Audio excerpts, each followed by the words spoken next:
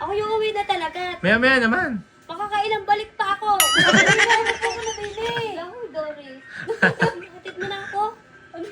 Ayan guys, umorder siya sa akin ng Philips massager. Pang neck yan guys. Bet parang ang liit ng tao. Bago man lang mamatay, magamit ko lang. Huwag namang mamaalam. Huling bisita ko na ito dito sa buot. Abnormal.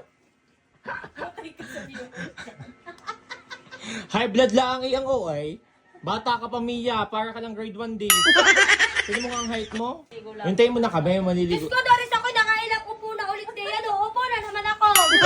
Hindi na nakauwi. Pupunta lang ang dinig. Ihahatid ka na nga lang namin. Ayoko. Ang arte. Papapilit pa yan. Akala mo kung mag-arte-artehan ang haba ng biyak. Tuma. Uuwi na talaga ako. Mia, anong iniinom mo sa high blood? Ulit-ulit natin.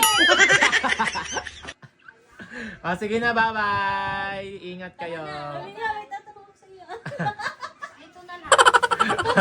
Bye, ingat. Bye. Kami sa inyo. Uuwi ka pa, Mia. Ako hindi makatulong sulong ang to. Normal ka.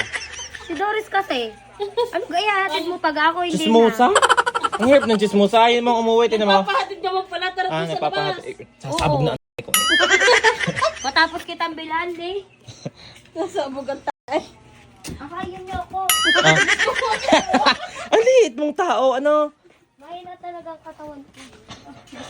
Maraming mga wheelchair. Wheelchair. Ni Cha Inday. Wheelchair. Wheelchair, ah.